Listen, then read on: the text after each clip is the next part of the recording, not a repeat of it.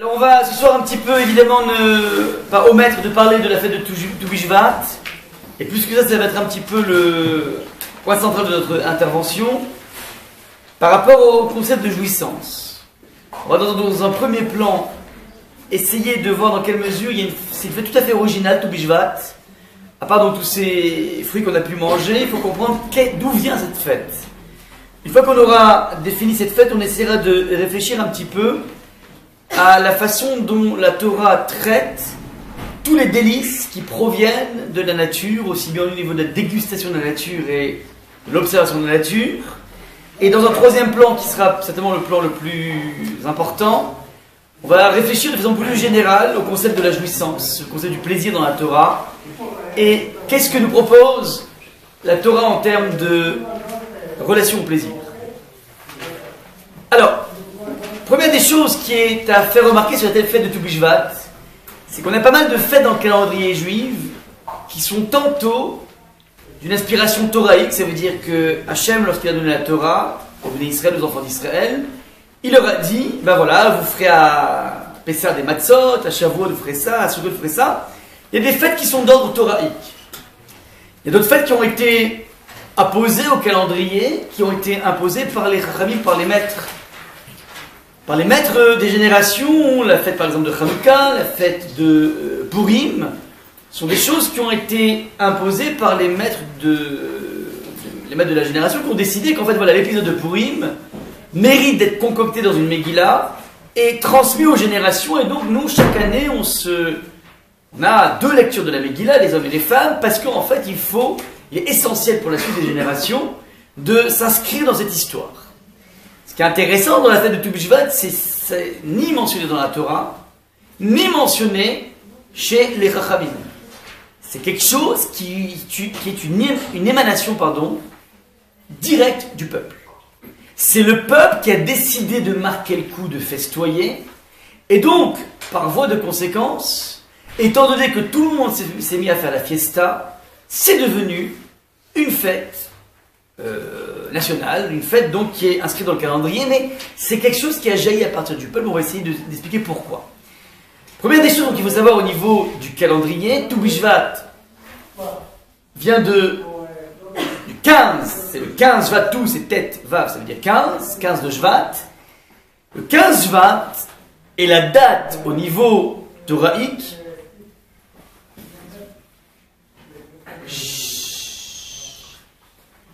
le 15 Shvat est la date à partir duquel on commence au niveau de l'agriculture des arbres fruitiers à compter l'exercice du maaser. Je m'explique. Vous savez que chaque arbre fruitier qui pousse en Israël est soumis à ce qu'on appelle un prélèvement.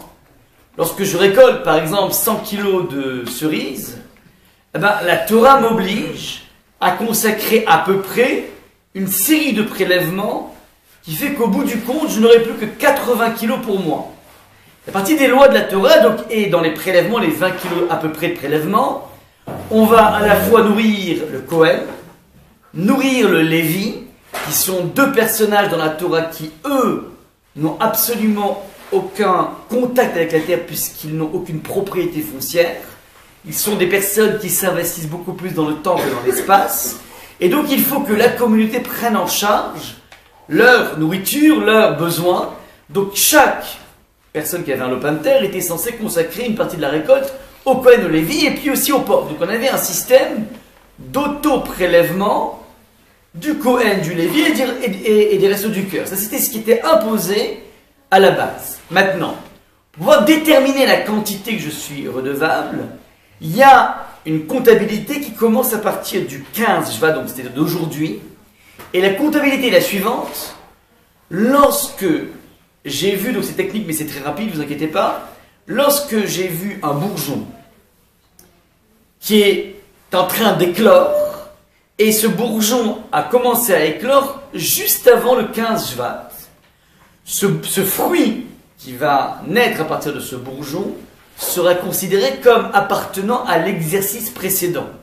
Des références comptables, mais enfin c'est simple. Ça fait partie de, un petit peu comme une facture d'une prestation qui a été faite le 15 décembre. On reçoit l'argent le 5 janvier. Alors on va intégrer, je ne sais pas comment on fait en comptabilité, on va dire qu'en fait c'est de l'argent qui concerne l'exercice 2014 et pas 2015. Je ne sais pas si ça marche comme ça ou pas, peu importe. Mais c'est la même chose ici. Ça veut dire un bourgeon qui pointe à un instant du 15, enfin avant le 15 Shvat, s'appelle l'exercice d'avant. Et un bourgeon qui pointe après, c'est l'exercice d'après. Ce qui fait que dans mon calcul des dons que je dois faire, eh ben, je pourrais avoir une ligne de démarcation très claire entre 2014 et 2015, entre 5775, et enfin entre avant tout Bishvat et après tout Bishvat. Ça c'est la théorie. Ça c'est ce que la Torah nous demande de faire au niveau d'une comptabilité des fruits. Jusque-là, il n'y a pas de fête. Maintenant, les Béné Israël ont décidé à ce moment-là de faire une grande fiesta. Et le Rav Moshe Feinstein pose la question, pourquoi, qu'est-ce qu'il y a d'extraordinaire là-dedans? Sachant que il existe plusieurs Rosh Hashanah dans l'année, je m'explique. Il y a un Rosh Hashanah le jour de Nissan, le Rosh Chodesh Nissan, qui concerne le Rosh Hashanah pour pouvoir déterminer les années d'un roi. Imaginez qu'un roi est devenu roi le 1er Adar, c'est un mois avant Nissan. Eh ben, lorsqu'il arrive au 1er Nissan, il est déjà dans sa deuxième année. C'est-à-dire que comme il est arrivé à la fin d'une année, il a mangé un premier mois d'une année, donc qui s'appelle première année de règne. La deuxième année de règne commence un mois après. C'est bizarre, mais enfin, il y a une sorte de nomenclature pour pouvoir déterminer les années d'un roi. Pareil, Rosh Chodesh Tishri, Rosh Hashanah, ça va être le moment où on va déterminer les années. Il y a des moments dans lesquels à Rosh Chodesh Elul, on va déterminer, comment dire, le Maaser des Behemoth, ainsi de suite. Ça veut dire qu'il y a plusieurs jalons, il y a 4 jalons essentiels dans toute l'année. Le seul jalon qui a fait jaillir une fête, c'est la fête. Donc c'est la fête des arbres, donc Rosh Hashanah, c'est tout Bishvat. La question qui est posée par Rosh Hashanah, pourquoi? Pourquoi faire une fête au moment où tu définis le passage de N-1 à N, une sorte de 31 décembre? Quel est le sens ici? Alors la Rosh Hashanah donne une réponse tout à fait intéressante, qui va nous concerner là maintenant. C'est que, à partir du moment, et c'est ça la question qui est sous-tendue par lui, puisque de toutes les façons on a affaire à des gens qui sont enclins à donner. Parce que si tu as envie de ruser l'ordre de prélever pour le pauvre ou je ne sais quoi, ou le Kohen ou le Lévi, alors tu peux toujours le faire. Un individu qui a envie de ruser, il ruse. C'est pas des impositions étatiques. Il n'y a pas un fisc au niveau religieux. Donc le bonhomme il est toujours en face de sa conscience. Si j'ai envie de donner aux pauvres, je donne aux pauvres, c'est une mitzvah.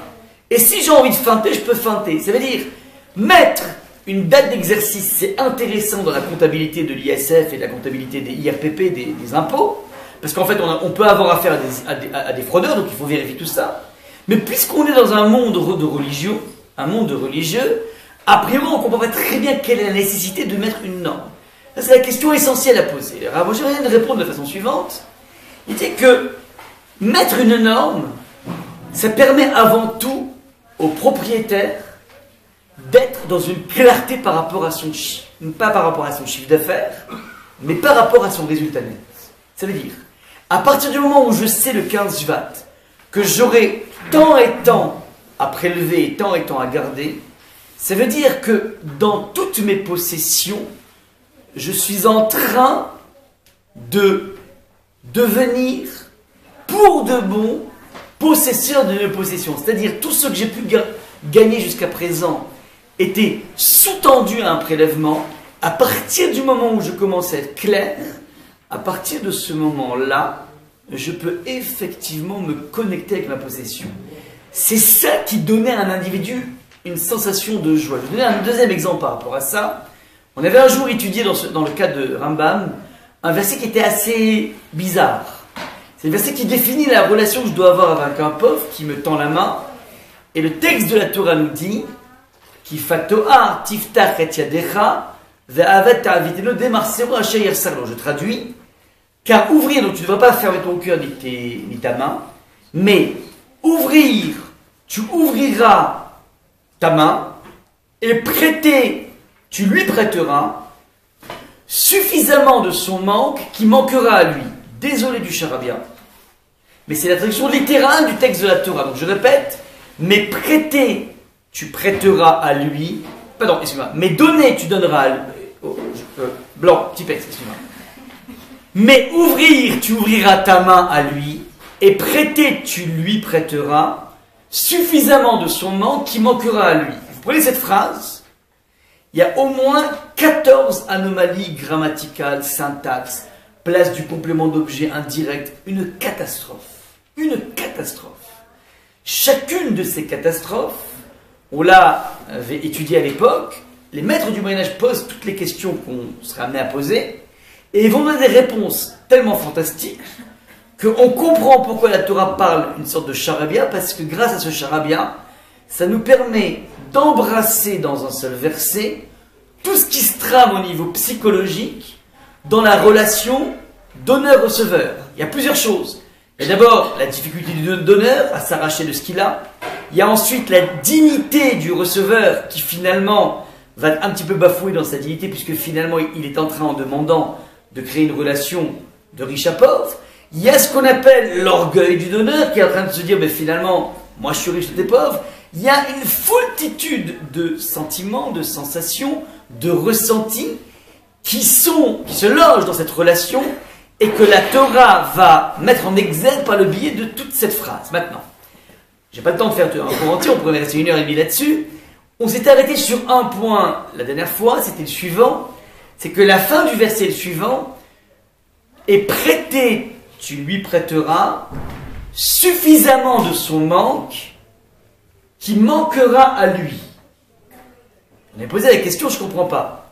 On ne parle que de la relation pauvre et riche.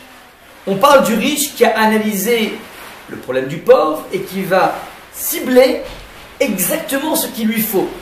Il peut s'agir de l'argent, mais il peut s'agir aussi d'un carnet d'adresse. Il peut s'agir aussi d'une heure à parler avec lui pour lui donner un petit peu plus d'optimisme. C'est pas forcément de l'argent, c'est pas forcément un pauvre, c'est un pauvre en sentiment. Il est en plein blues, en plein spleen. Et donc, tu vas toi en tant que riche, parce que tu as de l'optimisme, lui donner quelque chose que tu as, ton optimisme, ton carnet d'adresse, ta joie de vivre, tes conseils, ton... Ouais. Maintenant, lorsqu'on te dit « et prêter, tu lui prêteras suffisamment de son manque », on a tout dit, ça veut dire que tu vas donner exactement ce qui lui manque. Pourquoi le verset continue en disant « qui manquera à lui » ? On ne parlait que de ça. Vous comprenez que c'est redondant ou pas? C'est bizarre comme phrase. Suffisamment de son manque qui manquera à lui. C'est en trop. Alors, il y a un commentateur du Moyen-Âge qui dit un truc exceptionnel, qui dit la chose suivante. Il faut lire la phrase en mettant des virgules, on peut le faire dans la Torah. Et la phrase se lit de la façon suivante. Et prêter, tu lui prêteras suffisamment de son manque,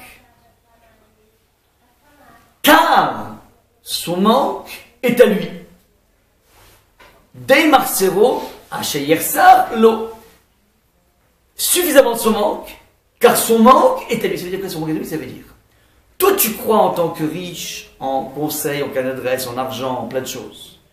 Tu crois que lorsque tu as réussi à analyser son problème, sa déficience sentimentale, son spleen, donc tu es quelqu'un qui est intelligent, qui est psychologue, tu as réussi à voir que ça va pas, et donc tu t'es proposé de l'aider, parce que tu as senti à quel point il est dans un désarroi. Une fois que tu as réussi à le sortir de sa panade, tu peux sentir un sentiment qui est le suivant. Bon, c'est sympa, j'ai quand même brûlé une soirée entière, j'avais prévu un super bon programme. Il m'a appelé, j'ai accepté de lui répondre et de l'écouter, s'est penché, je lui ai donné des super conseils, je l'ai recoaché. Dans ta tête, tu dis, ben, j'ai quand même fait, c'est vrai que j'avais une super soirée, j'avais prévu un super bon film à voir. Finalement, j'ai fait quelque chose de noble et je suis fier de moi. Et plus que ça, je suis content de moi parce que, grâce à moi, la personne va réussir à s'en sortir. Donc je pourrais, de façon tout à fait compréhensible, ressentir la joie de l'avoir sorti de la panade. Et avoir une certaine forme d'orgueil, mais un orgueil très bien placé, de se dire, finalement, j'ai brûlé une soirée, mais n'empêche que je suis vraiment quelqu'un de bien. Ouais. J'ai cette capacité dans ma vie de pouvoir arracher une partie de mes talents pour le donner à l'autre. C'est beau. Alors le texte de la Torah dit non, non monsieur, non madame.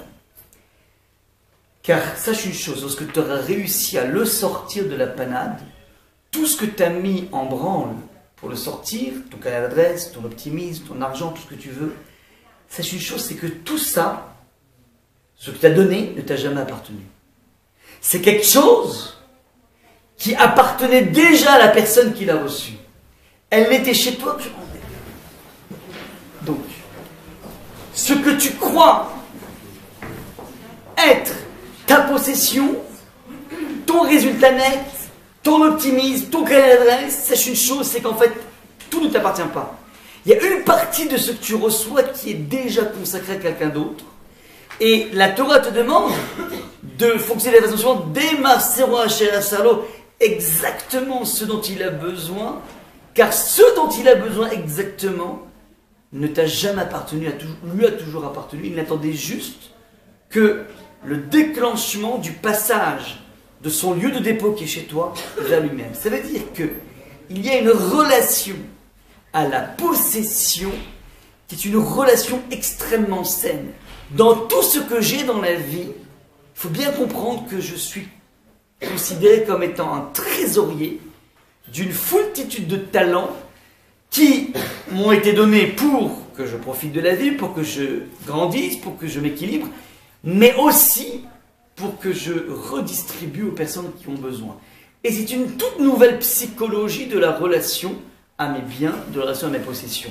C'est un petit peu donc cette même joie qui se dégage du moment où tu te dis, voilà, j'ai enfin une clarté sur mon résultat net, ça veut dire ma possession ne m'appartient qu'à partir du moment où j'ai géré le souci de l'autre, l'autre qui ne peut pas avoir de champ puisque le Kohen et le Lévi. C'est intéressant, nous sommes la seule religion dans laquelle les hommes de Dieu sont des personnes qui n'ont absolument aucune espèce de propriété foncière. Regardez un petit peu à quel point l'Église s'est enrichie avec un patrimoine absolument colossal dans toutes les religions. Les curés, les prêtres sont tous des personnes qui ont des foultitudes de terrain. Nous sommes les seules personnes dont nos hommes de Torah, nos hommes de loi, nos hommes qui sont proches de Dieu, sont des personnes qui sont déconnectées de la matière et qui n'investissent que le temps. Ça, c'est donc le premier point. Deuxième point que je voulais vous dire ici, c'est, comment dire, une remarque du Meiri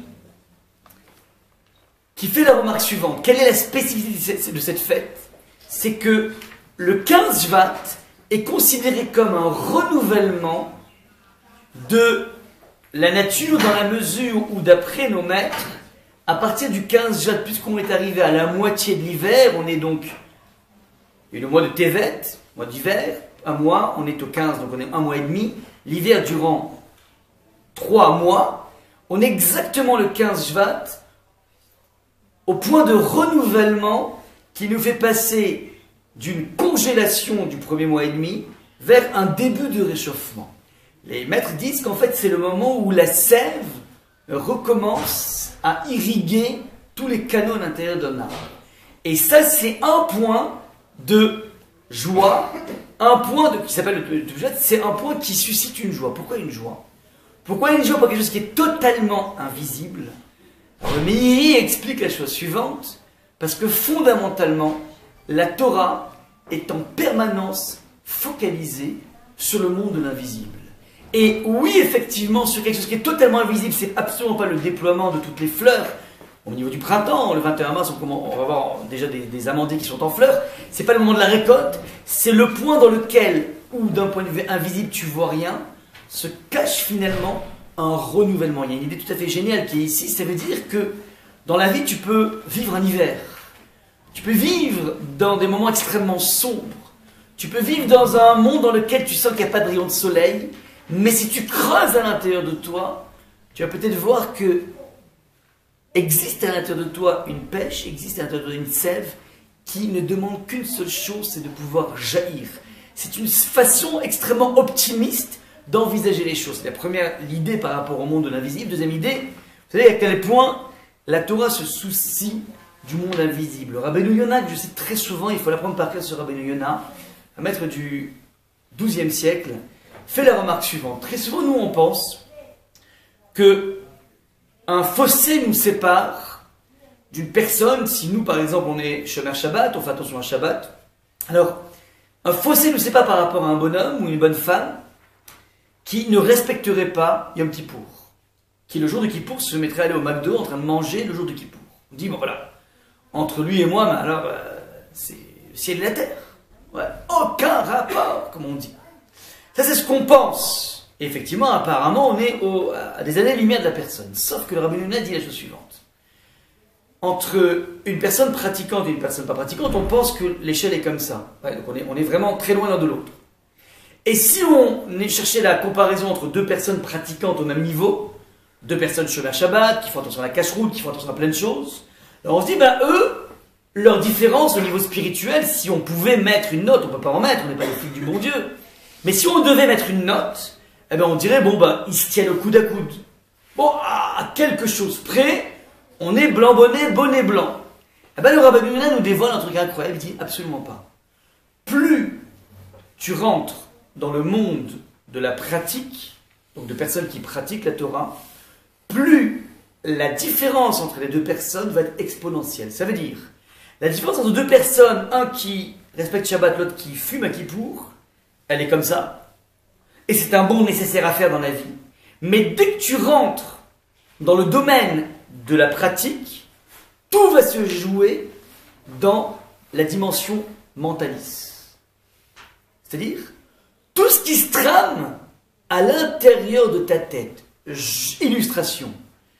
Je fais ma tfila, je fais ma Hamida, et en même temps que ma Hamida, je suis en même temps à la Bourse de Paris, à celle de Tokyo, sur mon terrain de tennis, et en train de réfléchir à mon solde négatif à la banque. Au même moment, ouais, comme ça nous arrive très souvent. Je parle pas du solde. Je parle... Et à côté de moi, un ami qui pratique exactement au même niveau que moi la Torah, et lui fait un effort colossal qui lui permet de ressentir quelque chose, pas forcément qu'Hachem lui répond, mais en tout cas il a senti quelque chose de spirituel dans sa Hamida. Donc on a dit les mêmes mots, on est assis côte à côte dans le même endroit de croissance spirituelle. Eh bien nous dit le Rabbi Yonah, celui qui pense à Honolulu, il est à des années-lumière de celui qui est investi. Ça veut dire que plus tu pénètres dans un monde qui est invisible, parce que personne ne saura ce qui s'est passé. J'ai beau me dandiner et avoir l'air religieux, il est possible que je sois totalement à Honolulu au même moment. Donc les deux personnes se dandinent de la même façon. Extérieurement, c'est la même photo. Intérieurement, des univers spirituels les séparent. Tout ce monde de l'invisible est un monde qui a des effets exponentiels. Je donne d'autres exemples de monde invisible. Comme disait Saint-Ex, ouais, l'essentiel est invisible pour les yeux. Ouais, cette parole, elle est vraiment très forte, parce que tout ce qui se trame au niveau, par exemple, des sentiments. On va lire Shabbat, les 10 commandements. Vous voyez le dernier des commandements, tout en bas à gauche, c'est l'otachmod. Tu n'as pas le droit de convoiter. C'est quoi convoiter? C'est voir ton copain, ta copine. Vous étiez assis tous les deux sur les mêmes bancs d'une classe, vous avez fait la même école, vous avez fait les mêmes études, vous êtes objectivement plus fort que lui ou qu'elle, et manque de peau. Il ou elle cartonne plus que nous. Oh, quelle rage! C'est injuste. Je suis plus fort, je suis plus forte, et je vois que finalement, ça paye plus pour lui. J'ai l'impression qu'il y a peut-être un bug là-haut dans la distribution des brachot. J'ai l'impression. Ouais. Ce sentiment en question sont des sentiments qui sont tout simplement interdits par la Torah, et pas par un parti exotique de la Torah. Par le 10e des commandements, on oublie ça. Et on veut bien entendre, pas d'adultère, pas de vol, pas de kidnapping. Et on ne savent pas qu'en fait que la Torah interdit aussi la vengeance. Tu m'as fait un sale coup, ok. La vengeance est un plat qui se mange froid. C'est une réaction humaine, presque naturelle. La Torah te demande de combattre par rapport à ça. Il y a des techniques pour combattre, c'est pas évident, mais ce monde de l'invisible, parce que ça se voit pas quand on veut se venger, ouais, et tout ce qu'on ressent à l'intérieur de nous, tout ce qu'on se dit à l'intérieur de nous, toute la dimension hypocrite de notre être, c'est quelque chose qui est totalement invisible. On peut passer pour des gens très très bien, et être au fond, dit le Ramban, des gens profondément pourris à l'intérieur avec une magnifique façade. Tout ce jeu entre l'écorce de nous et nous-mêmes, c'est quelque chose qui a des incidences exponentielles au niveau spirituel. Ça, c'est le point essentiel. Donc, il existe une fête. Lorsque la nature elle-même est en train d'opérer un chamboulement interne et invisible, le peuple juif décide de marquer le coup et de mettre en place une fête. Regardez un peu comment c'est intéressant. Dans tout ce qu'on mange, d'ailleurs, on se rend compte que l'organisme fait un tri naturel pour extraire le substrat, pour prendre ce qu'on appelle le nutriment de ce qu'on mange et fait rejeter par toutes les voies que l'on connaît tout le reste. Ça veut dire que fondamentalement, il existe en permanence dans la vie une notion de filtre à l'intérieur de nous qui se trouve au niveau physique mais qui peut se placer aussi sur le plan, comment dire, de la réflexion, au plan de nos pensées. On a cette faculté permanente de pouvoir grandir, construire dans un monde totalement invisible. Ça, c'est donc pour le premier point au niveau de d'où vient la fête de Toubishvat. Donc on comprend ici à quel point il s'agit d'une fête extrêmement juive qui a été donc initiée de façon spontanée par le peuple et qui va donc faire force de loi, puisque lorsqu'un peuple décide de façon unanime de vivre un événement spirituel comme cela, alors évidemment l'histoire suit et au niveau de la codification halakhique, on va épouser le mouvement du peuple. Deuxième point, je voulais vous sensibiliser un petit peu à la façon dont la Torah a d'aborder toutes les formes de délices qui se trouvent au niveau de la nature. Voilà des choses qu'il faut bien comprendre, c'est que dans une quête de spiritualité, c'est vrai que Akadosh Baruch Hu se dévoile dans la nature par 3 canaux.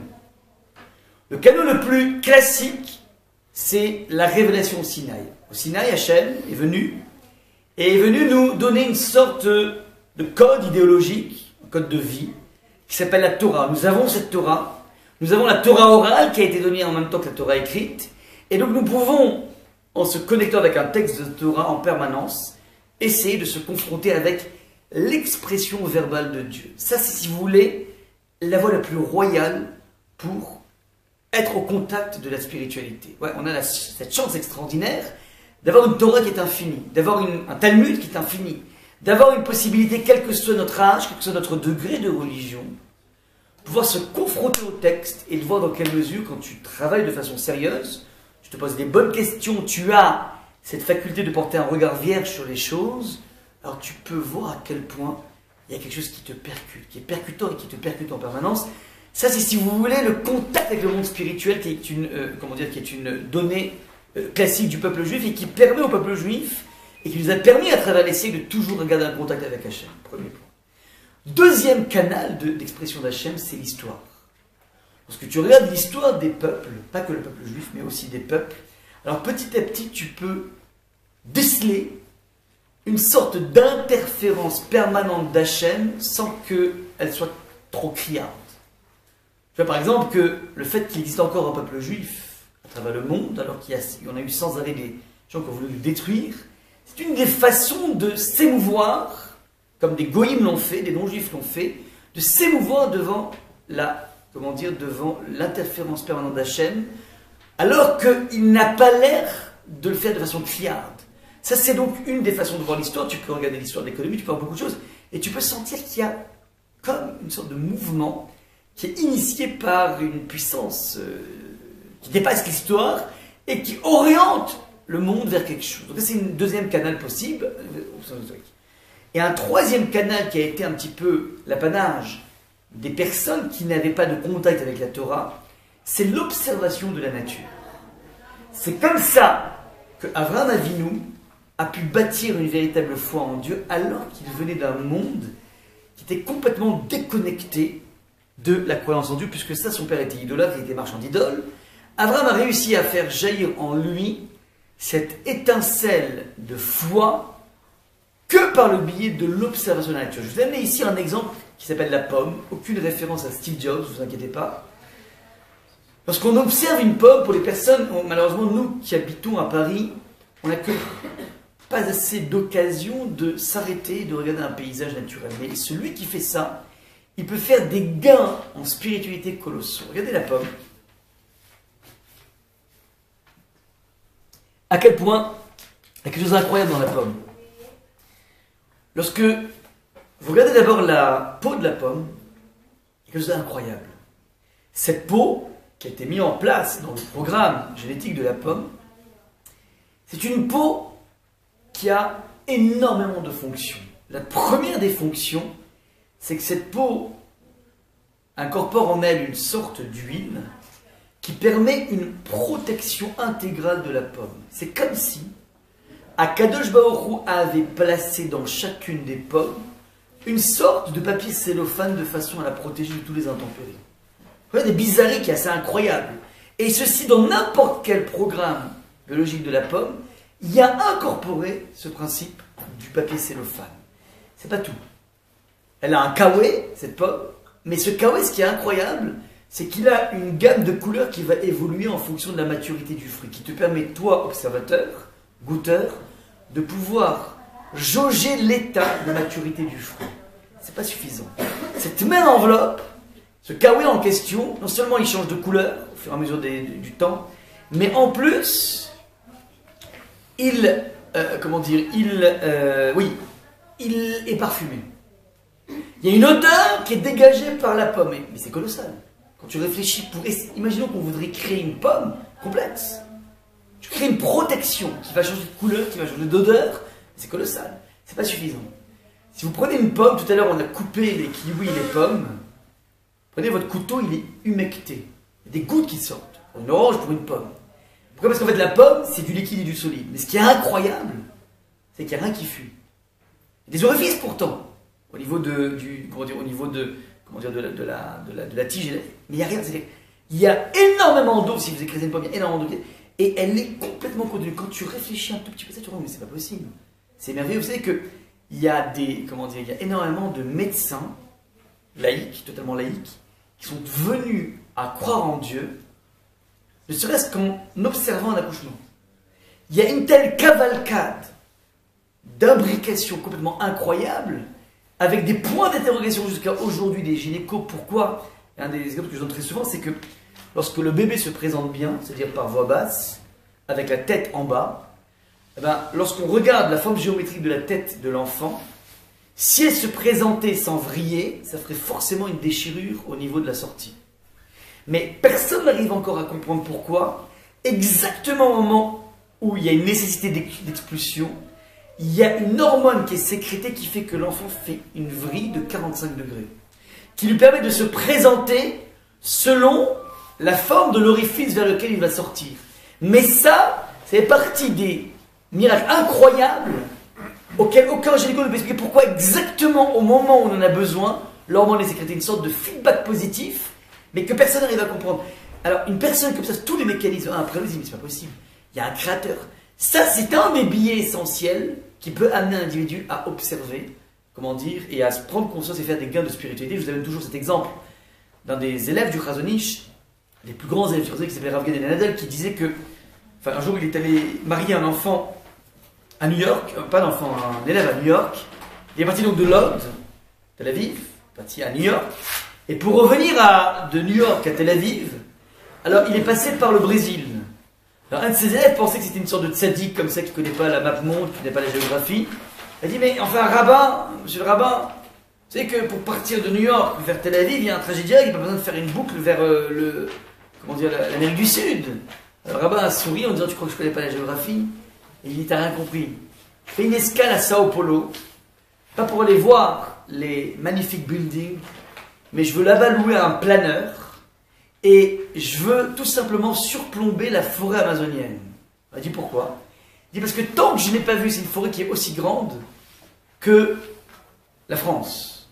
Et tant que je n'ai pas vu cette forêt amazonienne, il me manque une exception de la grandeur de Dieu. Rav Gadol Nadel, c'était l'élève du Chazon-Ish par excellence. Ça veut dire, je vais me nourrir du spectacle de la beauté de la nature qui va me permettre de prendre encore plus conscience à quel point Akadosh Baruch Hu, il est géant. Ça, c'est la démarche de ce qu'on appelle la Bechina, c'est-à-dire la faculté de regarder autour de soi la splendeur de la créature. Je donne ici, deux citations du Talmud. Talmud de Jérusalem et Talmud de Babylonie, qui viennent, si vous voulez, de façon extrêmement brutale, gommer tous les préjugés que l'on peut avoir au niveau des gens qui disent que finalement la Torah c'est de l'ascétisme. La Torah ne prône pas du tout le kiff. Et beaucoup de personnes, même des gens qui font tchouva, on rentre, si vous voulez, dans la Torah de façon presque ecclésiastique. Les gens se font une idée. J'ai très souvent des questions, par exemple, d'élèves qui viennent me voir en me disant, voilà, j'ai eu un véritable kiff dans l'étude de la Torah, est-ce que ça va être en moins pour moi dans l'Olam Haba? Il y a une sorte de préjugé qui dit que dès que je kiffe dans la vie, il faut que je me mortifie par rapport à ça. Il faut en fin de compte que je m'excuse de kiffer. Et c'est quelque chose qui est de façon très forte enracinée.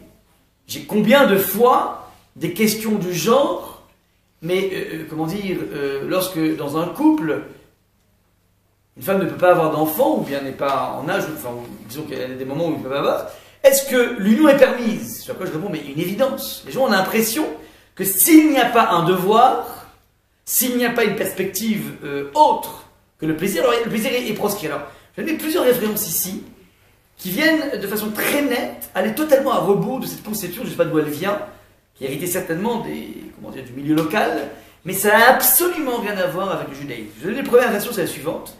Rabbi Chizki a dit au nom de Rav, enseigne qu'un homme devra rendre des comptes de tout ce que son œil a vu et qu'il n'a pas dégusté. On aura à rendre des comptes sur toutes les goyaves, pas goyaves, qu'on a vu, de tous les fruits exotiques qui étaient en face de nous et qui n'ont pas été traduits par une expérience de kiff qui me permettrait de me nouer un peu plus avec la chaîne. Ouais. C'est-à-dire qu'il y a dans chaque expérience de kiff de la vie un tremplin vers le divin dont tu t'es volontairement coupé. Eh ben ça, tu auras des comptes à rendre par rapport à ça. Je donne une deuxième Gemara qui est complètement incroyable. Il y a une femme, la femme de Rav Nachman, qui était très intelligente, très rama comme ça. Elle posait beaucoup de questions, elle s'intéressait beaucoup à la Torah. Alors, elle est arrivée à la conclusion suivante, en fonction de ce que lui a dit son mari. Yata, donc je vous lis le texte, Yata dit à Rav Nachman, qu'étant donné qu'à chaque interdit biblique correspond une alternative pour accéder au plaisir équivalent. Donc il y a un principe qui est le suivant. La Torah a une pléthore d'interdits, par exemple, on n'a pas le droit de manger du sang, ouais, c'est la raison pour laquelle on sale la bête. Eh bien, c'est pas en fait que la Torah veut nous déconnecter du goût du sang.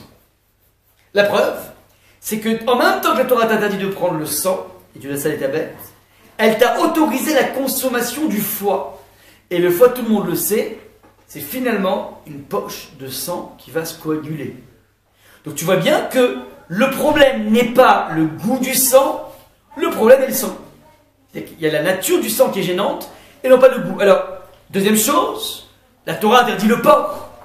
Ouais, le porc, c'est interdit dans la Torah.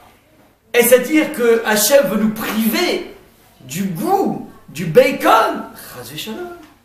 Dit-il, tu peux les trouver dans la cervelle du shibuta, c'est un poisson, exactement le goût du bacon. Et, en veux-tu en voilà, donc il y a toute une liste qui est exhaustive ici, je n'ai pas voulu donner tous les détails.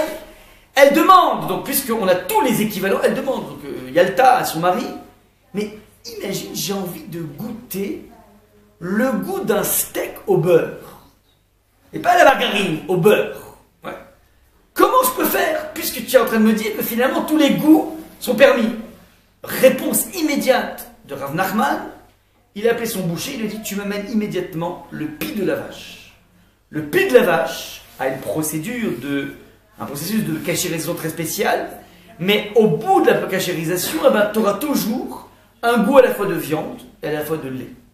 Oui, parce qu'en fait, c'est par là que le lait sort, et donc il est encore imbibé du goût du lait, sans qu'il y ait le lait, et donc c'est de la viande avec du lait, donc tu veux goûter les viandes et lait, eh ben, tu peux le faire. Gemara extrêmement surprenante, qui vient mettre en exergue la chose suivante, que d'aucune façon, ce n'est jamais la chose qui ce n'est que la chose qui est interdite, mais absolument pas le goût des choses. Hachem ne veut absolument pas nous déconnecter du goût des choses. Mais un jour, le Chida, Rabbi Chaim Yosef David Azoulay, un maître du Maroc, à qui un des élèves a posé la question, vous savez que la manne qu'on mangeait pendant 40 ans dans le désert avait le goût de ce qu'on veut. Que tu regardais la manne, tu dis voilà, je me concentre, je veux des profiteroles au chocolat, mieux que tips. Et puis, tac, ça avait le goût des profiteroles. Steak frites, steak frites. Demande un élève au Chida, si j'ai envie que la manne ait le goût du porc, possible ou pas? Réponse du Chida, à partir de cette Gemara justement, il dit aucun souci. Puisque la Torah n'interdit que la chose et non pas le goût de la chose, il n'y a aucun souci, tu pouvais, et bien Israël pouvait avoir le goût du porc en se concentrant en mangeant la manne. Donc voilà un petit peu une mise au point, si vous voulez, pour expliquer à quel point la Torah ne fustige absolument pas le plaisir. Au contraire, le plaisir doit être une occasion ultime et inédite de célébrer la vie. Et c'est pour ça qu'Hachem a mis en place un plaisir. Petite parenthèse, d'ailleurs, c'est très intéressant. Vous verrez que les arbres fruitiers ne servent à rien dans la création. Parce que toutes les vitamines que procurent les kiwis et ainsi de suite sont des vitamines qu'on peut trouver ailleurs. Le fructose peut se trouver dans d'autres aliments dans la création. La seule chose, la seule raison d'être des fruits, c'est juste pour le luxe, c'est juste pour le kiff. Et lorsque, donc je répète, que Hachem fasse du blé, t'en as besoin pour faire du pain parce que c'est la consistance de la vie. C'est pas le goût de la vie, c'est la consistance de la vie, le pain. Mais le fruit, c'est le dessert. Le fruit, c'est le luxe maintenant. C'est très intéressant. Ce qu'Hachem a mis en place tout un univers de luxe, c'est révélateur qu'Hachem est intéressé à créer avec nous des relations, non pas de nécessité, mais des relations d'amour. Dans un couple, par exemple, on fait toujours une partition des tâches. Il y en a un qui fait le café, l'autre qui fait la vaisselle, l'autre qui fait... Ouais, chacun on fait les choses. C'est pas en accomplissant chacun ses tâches qu'on va créer des relations d'amour. On ne fait que faire avancer la maison, pas plus que ça. Les relations d'amour vont se mettre en place, on va sentir des marques d'amour qu'à partir du moment où on fera dans le luxe. C'était pas obligé. J'envoie un SMS en disant je pense à toi, et elle n'est pas en plein examen, parce que si elle est en examen, c'est la moindre des choses d'envoyer un SMS pour dire je pense à toi, mais juste pour le kiff, pour le plaisir. Je pense à toi, ah, une pensée, il pense à moi, elle pense à moi, ah, ça fait du bien. C'est du luxe, c'est pas obligé, mais c'est ça qui fait toute la différence. Ouais. Surprendre par un petit cadeau, un petit smile, quoi que ce soit, c'est là que va se loger l'essentiel de la vie sentimentale et amoureuse d'un couple. Ce n'est jamais dans ce qui est normal. Voilà, mais je te prête la voiture pour aller au métro, ouais, ça c'est normal, c'est moins des choses, ouais, on ne peut pas faire autrement. Les choses, et pareil dans l'éducation des enfants. L'enjeu ne va pas être simplement d'aider un enfant à faire des maths, parce que c'est normal, on ne va pas le laisser avec des zéros, ouais, et de l'habiller, et de le nourrir, et de lui dire. L'enjeu va être au moment où je vais faire quelque chose de gratos, qui n'est pas obligé. C'est la caresse que je lui fais, c'est le sourire que je me force à lui donner. C'est pas obligé, on peut élever des enfants sans sourire, en étant mécanique, technique. Être capable d'ajouter de la chaleur dans le monde de la nécessité, c'est là que va se loger l'essentiel d'une relation réussie à tous les niveaux. Donc, lorsque je vois qu'Akadosh Baruch Hu a mis en place un monde dans lequel il y a une pléthore d'occasions de kiffer, ça veut dire qu'Akadosh Baruch Hu est en train de me faire des clins d'œil pour me dire je t'aime. Et si moi, je passe à côté de ces clins d'œil, c'est comme si un individu qui amène des roses, ben les roses, on met à la poubelle. On envoie un SMS, on bloque les SMS. Alors, on a coupé totalement la possibilité d'épanouissement sentimental à l'intérieur de deux personnes. C'est la même chose qui se trame ici. Cette histoire de non-nécessité des arbres fruitiers, ça me rappelle étrangement un film que j'avais vu il y a, on va dire, facilement 25-28 ans. Un film qui s'appelle Soleil Vert, je ne sais pas si vous vous en rappelez de ce film. Un film très intéressant au niveau philosophique. En fait, c'est un film de science-fiction dans lequel on présente un monde qui s'est déconnecté de toutes les sources d'énergie. Il n'y a plus d'électricité, il n'y a plus d'argent, il n'y a plus rien. Donc un monde qui est dans un état d'apocalypse. Et il existe une poignée d'individus qui ont encore quelques ressources. Et ils ont monté une usine qui s'appelle le Soleil Vert, dans lequel on prend des individus qui sont à deux doigts de mourir, des personnes qui vivent dans un monde totalement desséché. On leur propose, juste avant de mourir, de voir un film magnifique de la beauté de la nature, des fans qui courent dans la montagne, des ruisseaux qui courent. Donc il y avait des images absolument magnifiques, féeriques. La vieille personne passe un moment mais inoubliable juste avant de mourir. Après, les personnes donc, devaient les tuer, je ne sais pas comment ça se passait. Et ils prenaient leur corps et ils transformaient leur corps en petites particules de soleil vert qui étaient donc la nourriture de l'époque. Et c'est quoi l'idée qui est incroyable? C'est de dire que finalement, les personnes moyennant un plaisir visuel qui va les transporter, une émotion, vont donner tout ce qu'ils ont à l'intérieur de eux pour pouvoir nourrir une société qui s'est tout simplement desséchée, qui s'est tout simplement déconnectée du monde du plaisir. Et, petite parenthèse, ce petit soleil vert était largement suffisant, un petit peu comme les rations des cosmonautes. Il n'y a pas besoin de fruits, de bananes, du tout. Tu prends des petits comprimés, ça suffit largement. Le monde aurait pu être un monde mécanique de la sorte. Hachem a décidé de mettre en place un monde de jouissance, justement, pour pouvoir créer des relations encore beaucoup plus puissantes. Ça, c'est donc le deuxième point essentiel. Maintenant, je vais donner une phrase, donc, une citation, d'un des plus grands maîtres de la Kabbalah qui s'appelle Rabbi Moshe Chaim Luzzatto. C'est un des, des maîtres de la Kabbalah. Il est de 18e siècle à Venise. Il a écrit plusieurs œuvres qui ont cette particularité d'être à la fois des œuvres qui sont faciles d'accès, mais qui sont d'une profondeur complètement inouïe. Alors, donc c'est la phrase d'introduction au premier chapitre, qui dit la chose suivante. Alors, je vais donner ma traduction personnelle. Le problème avec ce type de grand maître, c'est qu'on pourrait faire des cours de 1 heure sur chacun des mots qu'il a utilisés. Ouais, donc je ne pourrais pas faire ça sur... On va juste prendre un petit peu l'ébauche de ce qu'il amène.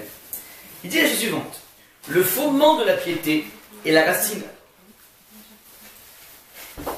du service intègre repose sur une clarification chez l'individu de son devoir dans ce monde et vers quoi il doit placer son regard et son but dans tout ce qu'il peine tous les jours de sa vie. Donc, première des bases dans la vie, quand tu veux avancer. Alors, première des choses, être capable de pouvoir clarifier, authentifier. Il y a deux verbes qui sont utilisés, chacun à son poids. Quand tu clarifies, ça veut dire qu'intellectuellement, ça fonctionne. Authentifier, ça veut dire que c'est quelque chose, c'est une réalité qui va petit à petit devenir une réalité sentimentale. Donc, je ne vais pas trop rentrer dans l'analyse de texte, mais je suis sûr, c'est que là, je te dis la chose suivante, et vers quoi il doit placer son regard et son but dans tout ce qu'il peine tous les jours. Ça veut dire que toute cette vie, dans la labeur incessant, ça mène à quoi? Tu dis, réponse. Nos sages nous ont enseigné que l'homme n'a été créé que pour se délecter et pour jouir de l'éclat de la présence divine. C'est en fait le plaisir ultime et le plus grand délice parmi tout ce qui existe. Donc, je répète ce que dit en substance le Rav Moshe Chaim Luzzatto. Il dit que fondamentalement, quand tu regardes toutes les gammes de plaisirs qui se trouvent dans le monde, on va faire une nomenclature si vous voulez, tu verras que fondamentalement, l'homme a été créé que pour une chose, c'est le kiff. C'est le but même de l'existence. Maintenant, quel kiff, donc, de quel kiff il parle, il pose comme presque un axiome que le kiff ultime, c'est la proximité avec le Créateur. On va essayer d'expliquer, donc la partie du cours maintenant est là pour essayer d'expliquer ce que veut dire Rabbi Moshe Chaim Luzzatto. Alors, je vais donner une image. Lorsqu'on voyage dans un avion, il y a plusieurs classes. On va imaginer comme ça un grand Boeing 747, dans lequel vous avez bon, évidemment la première classe. Alors, évidemment, tout le monde aimerait être en première classe, ça coûte très cher. Tu as un siège grand, large, personnel, tu as un steward ou une hôtesse qui est toujours avec des petits soins. Comment? Tata, télé, personnel, ouais, c'est tranquille. Ça, c'est ce qu'on appelle la première classe. Tu as ce qu'on appelle une deuxième classe, on n'appelle pas ça la deuxième classe, on appelle ça la classe affaires, parce que ça fait un petit peu ringard de voyager en deuxième classe. On appelle ça la classe affaires, en fait, bon, c'est les gens qui ne peuvent pas se payer la première classe, évidemment. Tu as ce qu'on appelle ensuite une troisième classe, c'est au fond de l'avion, oui. Au début, vous arrivez, donc vous passez pas par là, tac, vous êtes tout au fond. On appelle la classe économie. Ouais. Économie, c'est-à-dire, alors ça c'est intéressant, ils ont mis économie, c'est-à-dire, les gens, voilà, moi je voyage de façon utile, je voyage de façon, pas à claquer de l'argent n'importe comment, donc je donne une certaine forme de noblesse à la personne. Vous pouvez imaginer une quatrième classe, ce serait donc les personnes qui ne peuvent pas se payer l'économie, qu'on leur propose une sorte de petite strapontin dans les soutes à bagages. Et t'as la dernière classe, c'est on te jette une corde à l'armée, et tu essaies de t'accrocher avec un skateboard pour tenir à la roue de l'avion et tu essaies d'avancer comme ça. On imagine donc comme 5 classes. 3 règles par rapport à ces 5 classes de voyage. 3 règles. La première, c'est qu'il n'y a pas de troc possible. Ça veut dire qu'un bonhomme qui se trouve en première classe, il ne troquerait jamais une minute chez lui pour beaucoup plus de voyages en deuxième classe. En classe, on appelait classe affaires. Ça veut dire que dès que je suis dans une portée, d'aucune façon on peut inverser les portées. Je vous donne au niveau très simple. Un bonhomme qui meurt de faim et qui a une grande sensibilité artistique, il ne troquerait pas un bon gueuleton pour une visite au Louvre. Bien qu'il adore le Louvre, mais à l'instant T où il est là, il a besoin de façon essentielle de se nourrir. Donc en fait, il ne pourrait pas troquer. Tu dis quoi? Je te donne pas à manger si tu vas au Louvre. Tu peux pas, ça m'intéresse pas. Ouais. C'est-à-dire qu'il y a en permanence une règle qui est la suivante, on ne peut pas troquer les classes. Deuxième règle essentielle, Parmi les, comment dire, le monde des plaisirs, il y a énormément de contrefaçons. Je m'explique. Évidemment, la sexualité est un plaisir. Les excès de sexualité, pornographie et ainsi de suite, sont évidemment une contrefaçon qui amène un individu, dans toutes les formes d'excès, et ceci va pour n'importe quel type d'excès, qui amène un individu, au lieu d'avoir une énergie supplémentaire, au contraire avoir un visage extrêmement dévalorisé de lui-même, une sorte de déprime, une autodéprime. Et ceci est valable pour n'importe quel type d'excès au niveau donc des plaisirs, de quel que soit le type de plaisir qui puisse exister. Ça veut dire que existe, si vous voulez, en permanence une façon d'aborder le plaisir de façon construite ou bien d'aborder de façon totalement détruite. J'ai amené une fois, je ne sais pas si ici ou ailleurs, lorsque, Parachat dans la Torah qui dit que quitter la milchama lorsque tu iras en guerre, et imaginons qu'un bonhomme, un des officiers, craque devant la beauté d'une des captives. La Torah prévoit un cas tout à fait simple. C'est vrai, donc on va essayer de calmer le jeu. Donc on va donner une sorte de moratoire de 1 mois durant lequel la captive en question est censée ne pas se faire belle pour essayer petit à petit de calmer la personne dans ses ardeurs. Puis si au bout d'un moment on voit que le bonhomme il craque totalement pour elle, alors la Torah prévoit un cas dans lequel ils vont se marier ensemble. C'est assez intéressant au niveau des commentateurs. On se rend compte que d'après certains commentateurs, on n'autorise qu'une seule union avec la femme. Demande les commentateurs, les sociaux, je ne comprends pas. Mais si le bonhomme il a craqué, tout simplement parce que il était épris par elle. Pourquoi? Ce qui fait qu'il a craqué pour la première fois, veut faire qu'il va craquer pour la deuxième fois. Donc pourquoi? Le principe est suivant, c'est-à-dire normalement il ne devrait pas aller avec cette captive. La Torah préfère lui donner un cadre permis de façon à ce qu'il ne transgresse pas. Donc le cadre c'est une seule fois. Il dit mais je comprends pas, mais si le bonhomme a craqué pour la première fois, mais évidemment il sera amené, même si tu lui enlèves le cadre, à craquer pour la deuxième fois. Donc c'est une question qui est posée. Et les commentateurs répondent de façon magnifique la chose suivante. Fondamentalement, il existe dans le domaine des plaisirs, en permanence, une différence majeure entre le fantasme associé au plaisir, c'est-à-dire le plaisir qu'on escompte, et le plaisir qu'on a effectivement. C'est-à-dire qu'il y a toujours une différence relativement colossale entre tout ce que l'on mise et le retour sur investissement effectif. Le bonhomme dans le domaine du régime qui va craquer sur une bouchée de chocolat, il sait très bien qu'il ne devrait pas le faire. Maintenant, au moment où il craque, il est submergé par le plaisir que pourrait lui donner cette bouchée de chocolat. Donc, une fois qu'il croque, alors c'est pas qu'il n'y a pas de plaisir, il y a du plaisir, c'est évident. Mais on voit tout de suite la différence colossale entre ce qu'il misait et ce qu'il avait effectivement. Ben, c'est pareil dans tous les domaines de plaisir. Et donc, on dit à la personne, une fois, on peut imaginer qu'il est totalement submergé par ces fantasmes, qui sont venus tout simplement occuper le territoire de toute ta personne. Mais la deuxième fois, tu dois au moins avoir la lucidité de calculer, de faire un calcul très comptable qui s'appelle « j'espérais ça, je me retrouve avec ça, waouh ». Et donc c'est quoi la résultante? C'est tout ça de frustration. C'est-à-dire que finalement, c'est un système qui abîme l'individu, abîme de l'intérieur parce que fondamentalement, il ne le nourrit pas au niveau du bonheur qu'il escompte. Donc là, c'est la dérive possible. Donc on verra que systématiquement, il y a dans chacune des gammes de plaisir une dérive possible. Troisième, niveau, troisième, règle par rapport à ça, c'est que beaucoup de gens confondent très souvent. Là, si je vous demandais par exemple maintenant, quel est le contraire de la souffrance? Les gens qui souffrent au boulot, c'est fatigant, la vie est fatigante. Éduquer les enfants, c'est une expérience qui n'est pas forcément facile. C'est quoi? C'est quoi l'inverse de la souffrance? Le plaisir. Les gens pensent que le plaisir, en fait, c'est faux. La facilité. Non, c'est l'ennui. C'est le confort. Et c'est là que se trouve la première perversion de croire qu'un monde sans souffrance est un monde de plaisir, alors qu'en fait c'est un monde juste, indolore. C'est un monde confortable, qui ne veut pas dire que ce soit un monde de plaisir. Il n'y a de plaisir qu'à partir du moment où il y a de l'effort. Le véritable plaisir, il est forcément intimement lié à l'effort, au travail, au labeur. No pain, no gain. No pain, no gain. Thank you. No pain, no gain. C'est comme ça. Mais c'est un principe, mais sacro-saint. Prenez des joueurs d'une équipe de basket, ouais. Les bonhommes, ils sont là, ils font des acrobaties incroyables. Les handballeurs, ouais, les mecs, ils ont 38 ans, je sais pas comment ils trouvent l'énergie. 38 ans, c'est des stars, les bonhommes. Comment ils arrivent à vaincre toutes les limites du corps humain? Ouais, on n'a pas vu. Par Jimmy Connors en tennis, il n'y a personne qui a dépassé 38 ans. C'est incroyable, non, c'est incroyable. Et les bonhommes, ils sont, le handball est beaucoup plus actif qu'un tennis. C'est une balle, mais là c'est beaucoup. Comment ils font? Les bonhommes, ils sont là, ils sont capables de mobiliser une énergie incroyable. Pourquoi? Parce qu'en fait, cette souffrance en question, c'est du gain direct. Donc il y a une équivalence entre souffrance égale énergie. Cette énergie, c'est celle qui va m'amener à ce plaisir. Ouais. Maintenant, tu leur proposes de faire le même scénario, les mêmes sauts, tu leur dis, on t'enlève juste la balle. On peut durer une minute. Non, je peux pas, j'ai trop mal.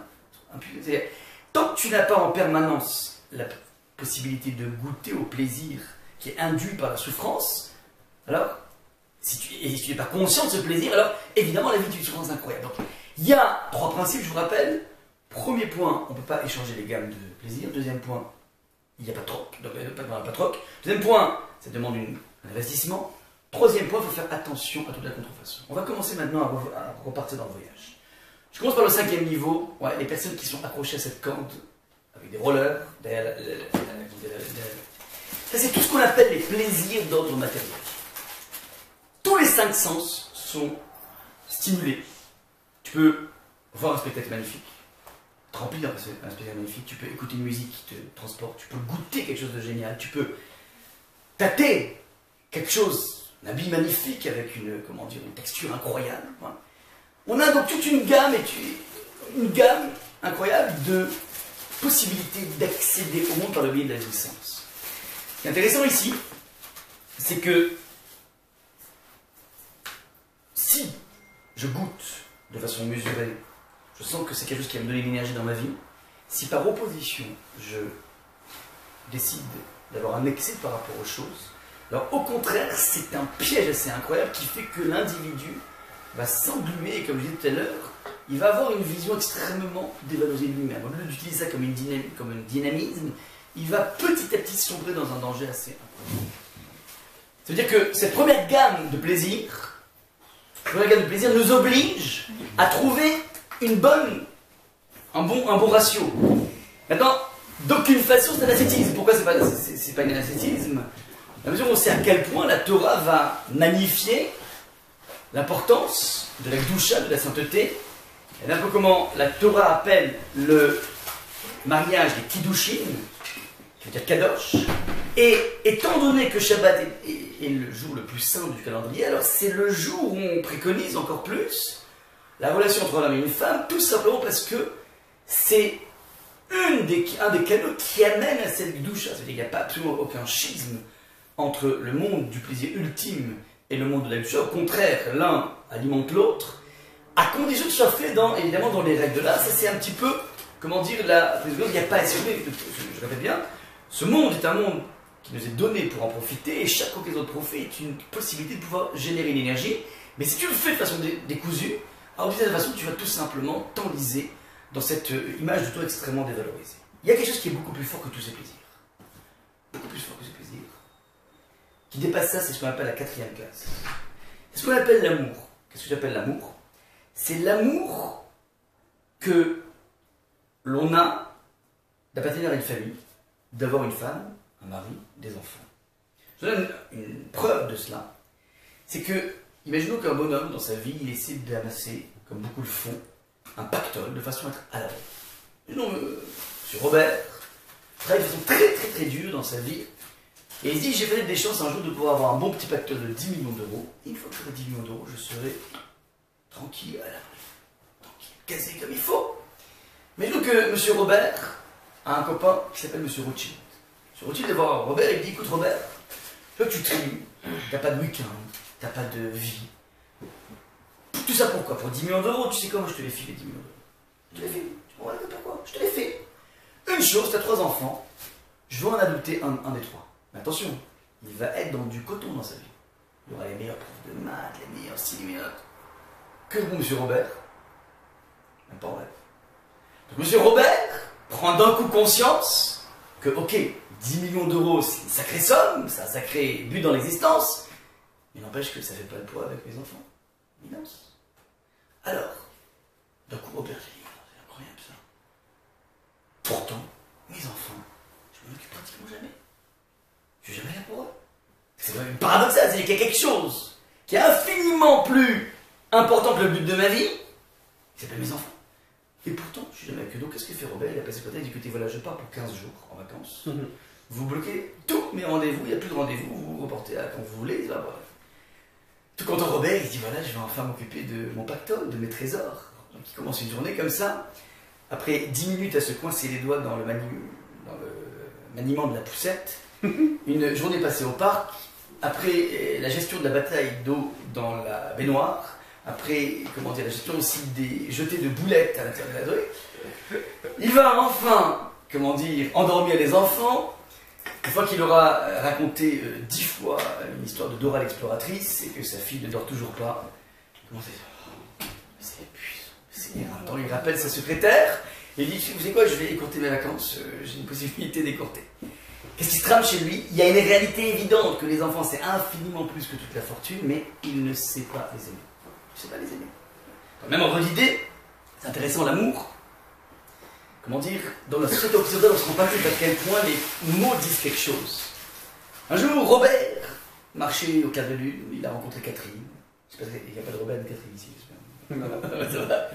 Donc Robert a rencontré Catherine, et puis d'un coup, pendant qu'ils marchent tous les deux, il y a Cupidon qui arrive avec un archer et sa flèche, et tac, il transperce le cœur des deux.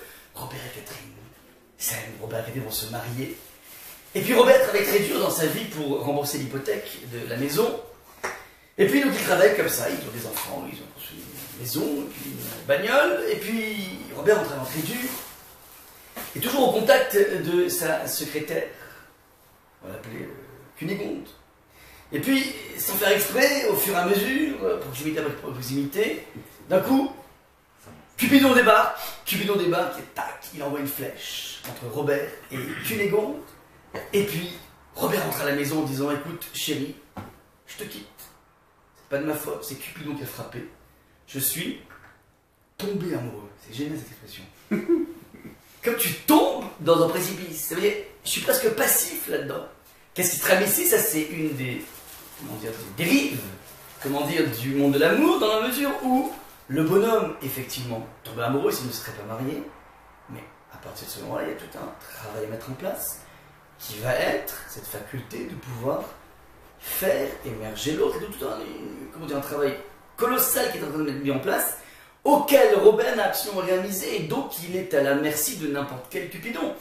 Ça, c'est ce qui se trame dans le danger du plaisir du deuxième ordre. C'est un plaisir dans lequel personne ne pourrait troquer, contre 10 millions de dollars, un seul enfant.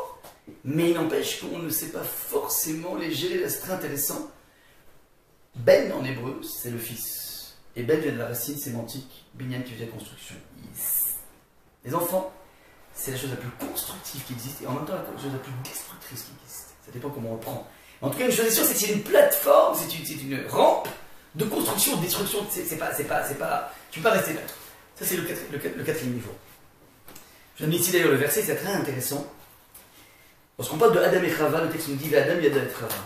Il a connu Chava. Connaître Chava, dit Rashi, ils ont une relation ensemble. Intimement. Mais on appelle ça connaissance, ça veut dire que c'est le point de départ pour gravir la connaissance de l'autre dans tous ses recoins. Sensibilité, l'aspect sentimental, l'aspect intellectuel. Et ça, c'est tout l'investissement qu'on met en place dans un couple, et qui, dans la société occidentale qu'on veuille ou pas, est quelque chose qui passe extrêmement sous silence. Donc ça, c'est le quatrième. Il y a quelque chose qui dépasse de très loin les enfants, et l'épouse et le mari. De très loin. Tu sais quoi? Troisième niveau du plaisir, c'est donner un sens à sa vie. C'est quoi donner un sens à sa vie? Je vous donne un exemple. Imaginons qu'une personne soit avec sa femme et ses enfants, dans un avion et qu'à la réserve, il y a des terroristes qui arrivent et qui disent soit on veut tuer les gens, soit on vous tue. Soit on tue vos enfants. Soit vous tuez les passagers, soit je prends votre enfant et je le tue. Une personne normalement constituée aura énormément de mal à s'exécuter. C'est-à-dire que, pourquoi? Parce qu'il y a une notion d'éthique, il y a une notion de morale qui me permet de définir que le sang de l'autre vaut moins que le sang des enfants. Qui me permet. Je n'ai pas le droit. Étant donné que je suis inscrit dans une éthique et dans une morale et dans une conception de la vie, je suis en train de montrer ici que le sens de la vie est tout simplement en train de dépasser les relations les plus fortes qui puissent exister. Ça dépasse. On dit toujours dans la Torah que un individu qui n'a pas un sens dans sa vie pour lequel il est prêt à se sacrifier totalement, c'est qu'il n'a pas commencé à exister. Il y a une notion vers laquelle on doit tendre, il y a une idée vers laquelle on doit, une idéologie vers laquelle on doit tendre, et si on l'a pas, ça veut dire qu'on n'a pas commencé à vivre. Ça c'est donc un principe. Ça c'est un plaisir d'un troisième niveau. Troisième niveau, c'est au niveau de, en partant par le bas. Maintenant, très souvent, pardon. Non mais de permet de vivre quand t'as une idéologie, c'est beau, mais ça te permet pas. Ça te nourrit pas, mais ça nourrit ta vie. Ouais. Donc évidemment, il faudra avoir un métier. Tu peux pas te cantonner dans la vie juste à avoir une idéologie. Mais si tu n'as pas au moins cet objectif, je vous donne un exemple. La plupart des gens s'arrangent dans la vie pour ne pas être des gens mauvais. On ne tue pas, on ne vole pas du terre, ainsi de suite, toute la liste des choses qu'il faut faire. Combien de gens sont vraiment mus pour être quelqu'un de bien? Je vous donne un exemple très intéressant. Un jour, un Américain qui a voyagé ici à Paris, bateau mouche, visite classique, d'un coup il voit un bonhomme qui tombe à l'eau. Le bonhomme il ne sait pas nager. L'Américain, d'un coup, une et deux, il se jette comme ça, avec son portable, il rentre, il prend l'aperceur, la Seine, toute verte, visqueuse, avec des odeurs de poisson mort. Le bonhomme il commence à nager, puis il essaie de le cramponner, il attache, il l'amène, il le prend comme ça, en même temps il boit la tasse, c'est absolument écœurant, mais évidemment il va faire d'état d'âme, puisqu'il est en train de sauver quelqu'un, il le prend, il le sauve. L'Américain retourne dans son hôtel, avec cette odeur de poisson pourri qui le colle à la peau, il prend une quinzaine de douches, il demande aux personnes là-bas, donnez-moi plein de shampoing, bref. Il prend ses valises, il dit, je ne remets plus jamais les pieds ici. Paris, c'était terrible pour moi. Tu l'interroges 30 ans après, tu demandes, vas-y, raconte-moi un peu tes expériences dans toutes les villes que tu as vues, Miami, Malibu et tout ce que tu veux, ouais. Le bonhomme, il sera revenu sur vos 30 ans, quelque chose de délicieux. J'ai sauvé un individu sur la scène.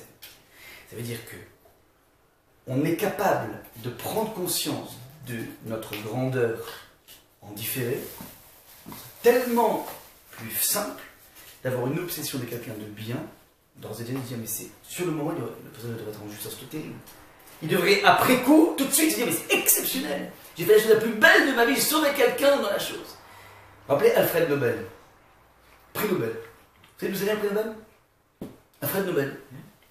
Qu'est-ce qu'il a amené à consacrer une partie de sa fortune pour récompenser les meilleurs physiciens, les meilleurs mathématiciens, pas les mathématiciens, comment? Non, mais les Fields, effectivement. Fields, pardon, mais les Fields. Mais les gens qui ont fait quelque chose pour le monde, pourquoi? Vous savez pourquoi? Une anecdote. Lorsque son frère est mort... Il était chimiste, Nobel, non? Il était chimiste, c'est lui qui a inventé la dynamite. Ouais. Lorsque son frère est mort, le journaliste s'est trompé, il a mis la nécrologie, enfin il a mis la biographie de Alfred Nobel, et non pas du frère de Alfred Nobel. Et il a vu marqué, donc, dans sa nécrologie, qu'Alfred Nobel est quelqu'un qui a inventé la dynamite, ainsi de suite, et d'un coup il prend conscience, voilà, c'est ça que j'ai fait dans ma vie. J'ai fait dans ma vie quelque chose qui permet de détruire de façon absolument colossale. Le bonhomme, qu'est-ce qu'il a mis en place? Il a mis en place, donc à partir de ce moment-là, il dit, bah, ok, je vais mettre en place un système dans lequel on va construire. Ça c'est l'obsession de Alfred Nobel. Donc, je vous ai marqué ici le principe du pas mauvais et bon, ça veut dire que dans la vie, il faut avoir une véritable objectif d'être quelqu'un de bien.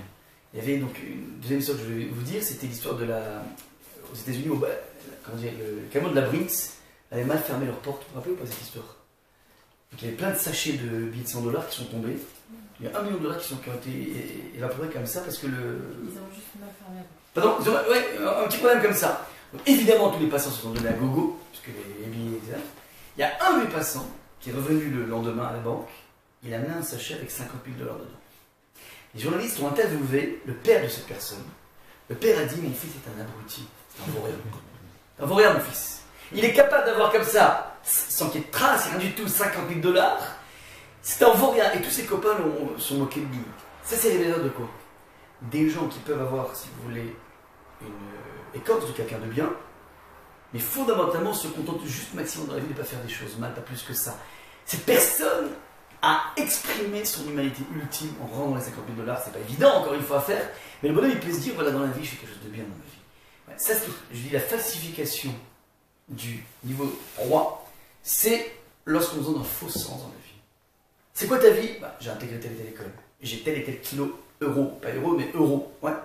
Ça veut dire que, et qu'on le veuille ou pas, on rentre tous dans ce principe de la carte de visite qui est extrêmement dommageable. Jusque-là, c'est ce qu'on appelle le sens de la vie. C'est pas suffisant. Il y a un trop.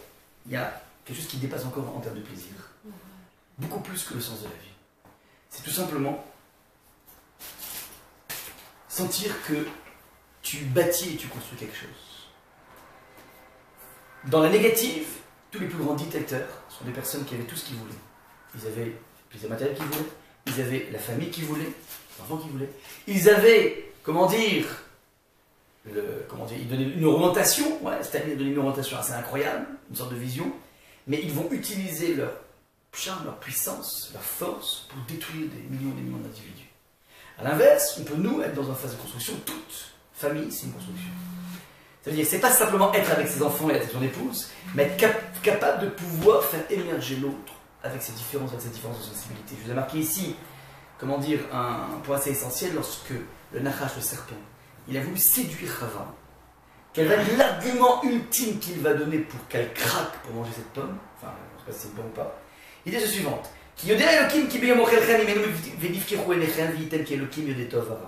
Car Hachem sait que du moment où vous mangerez ça, vos yeux seront dessillés et vous serez comme Dieu. Ça veut dire que tu as un pouvoir de devenir Dieu.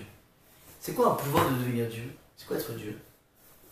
Traduire Hachem et vous serez comme Elohim, des créateurs de monde. Yotzre Olamot. Ça veut dire que le serpent, il a compris que ce qui fascine un individu dans les couches les plus profondes de sa personne, c'est sentir qu'il construit quelque chose pour l'éternité. C'est notre point commun avec Hachem. Construire une famille, bâtir un individu en face de nous, c'est finalement se mettre dans la posture de Kadosh Baruch Hu. Et c'est ça la chose, l'expérience la plus fascinante, qui dépasse depuis très loin, très loin, toutes les expériences charnelles, toutes les expériences de complet, le fait d'avoir des compagnons autour de nous, ça dépasse de très loin le sens de la vie, c'est sentir que tu as créé quelque chose. C'est la toile de Picasso dans laquelle à chaque recoin se trouve l'essence même de Picasso.